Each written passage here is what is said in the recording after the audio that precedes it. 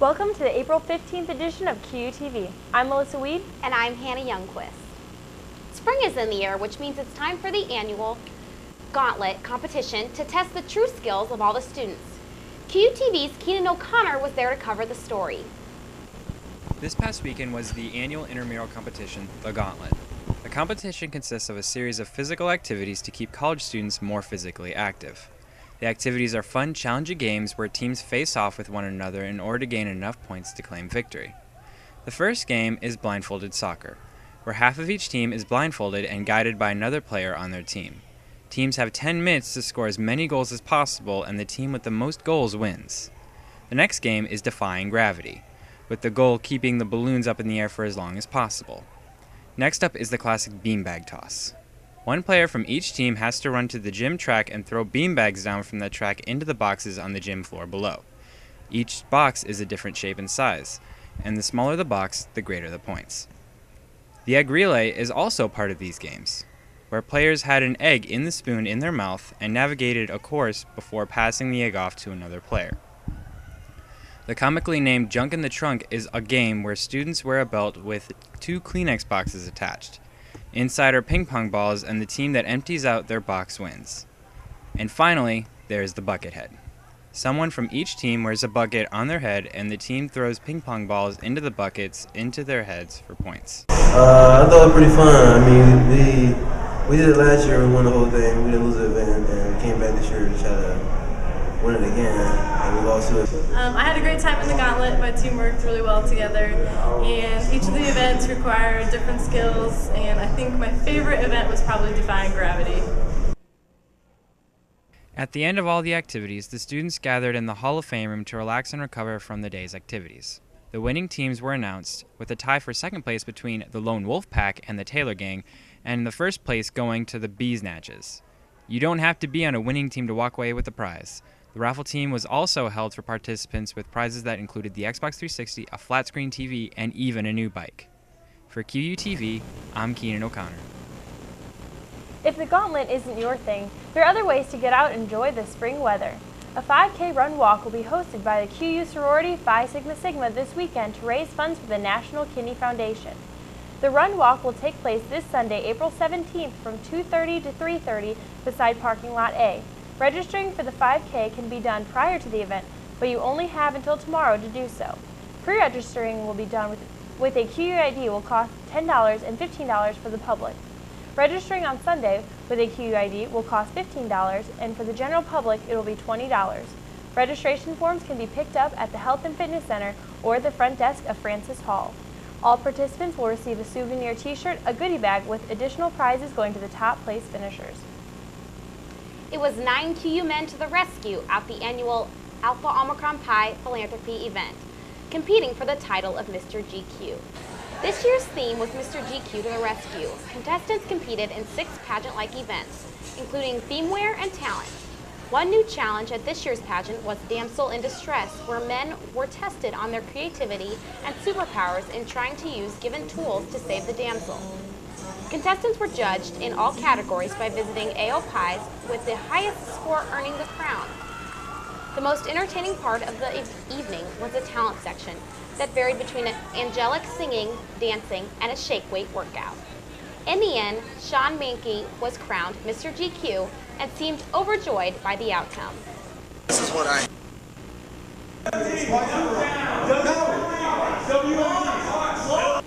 Basically, this is just an all-around Call of Duty tournament. This is a tournament for everybody. We're just here to have fun. Granted, there's prizes. 50. This is what I have. For future participants in Mr. GQ, in order to get it, you have to want it. It's as simple as that.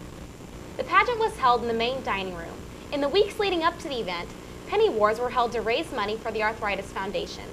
Students and staff could use pennies and dollar bills to give their favorite contestants more points, or any other coins to take points away from the other contestants. In all, Mr. GQ's raised $1,080. Congratulations to Sean and all of AOPI for a successful event. Looking for some good deals? Look no further than a yard sale that is being held right here on QU's campus. The yard sale will be held from April 16th from 8 a.m. to 2 p.m. in the Health and Fitness Center. The sale is a fundraiser to support Quincy's Salvation Army Emergency Shelter. They hope to raise over $1,000 at the event through sales and donations. Show your support this weekend by scoring some great deals and helping a good cause. Last weekend, the United Gamers Club hosted their Call of Duty Black Ops tournament, and gamers were raving about the event. The tournament was held in the Hawk's Nest, with many gamers showing up to test their skills. Contestants played for free for all matches where all players were on their own. The event started with 3 preliminary rounds, followed by an elimination-style tournament to determine the top players. The rules were customized for the competition to prevent players from performing certain actions. The winner... For everybody, we're just here to have fun. Granted, there's prizes, $50, $25, and $10 gift cards, but we're just here to have fun, try and gather a sense of community with these people. They love Call of Duty, and we want to bring them where their Call of Duty is. I think they set it up real good. It's a good idea because a lot of people at the school like Xbox and everything, and especially Call of Duty is so popular. I don't know, I'm a big Call of Duty fan also. It's a lot of fun. The winner of the championship match received a $50 Visa gift card, and the runner-up received a $25 gift card to Best Buy. The championship match consisted of Michael Shadwick, John Holsizer, John Duverak, John Higgins, and Ladarian Shelby. Shelby walked away as a top player in the Call of Duty tournament. With the coming of spring, more time to play outside this week. Pete Leja explains why it's not always the safest thing to head outdoors in this week's viral video of the week.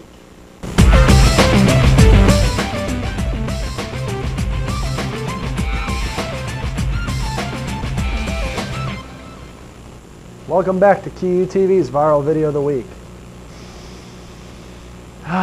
It's springtime in the northern hemisphere, which means it's time to go outside and play for a change. However, folks, it is a dangerous world out there full of random occurrences that will be funny to everybody except for one. And as the old saying goes, it's all fun and games till somebody gets hurt.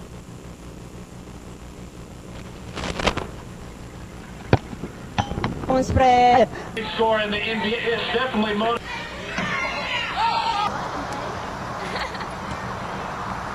Oh.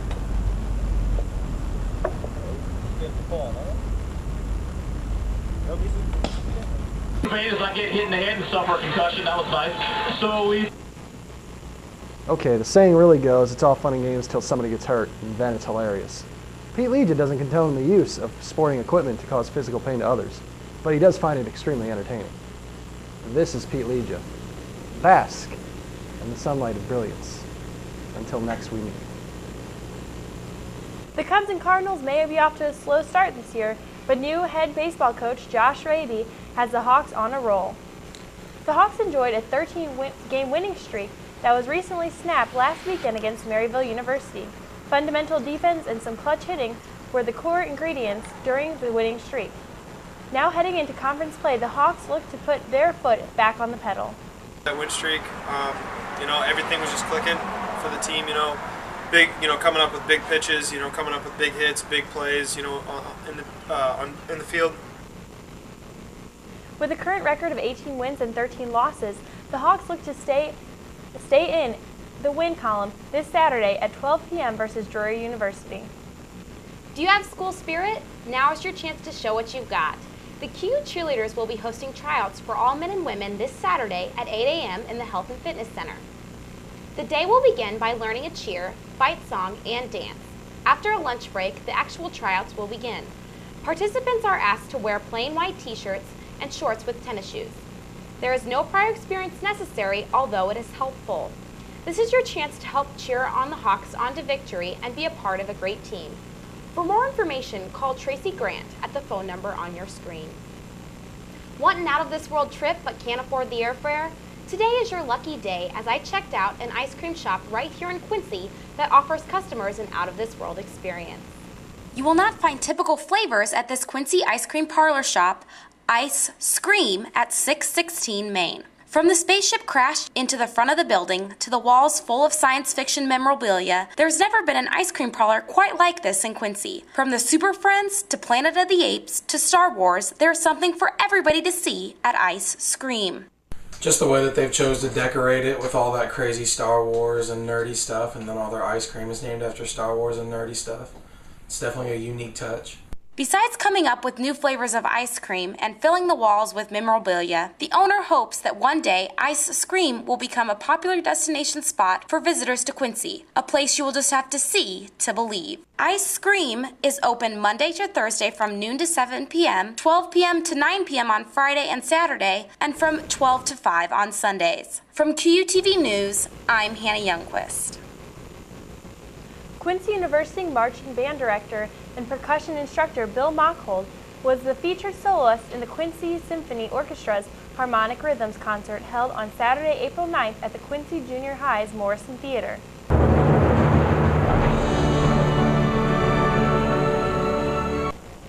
Mockhold took the stage for his percussion performance of Russell Peck's Harmonic Rhythm Concerto for timpani and orchestra.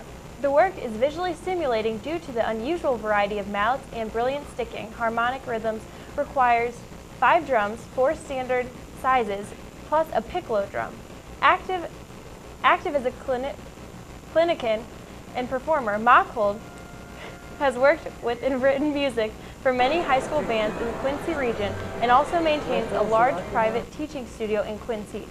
The performance was an experience that Mockhold says he will never forget.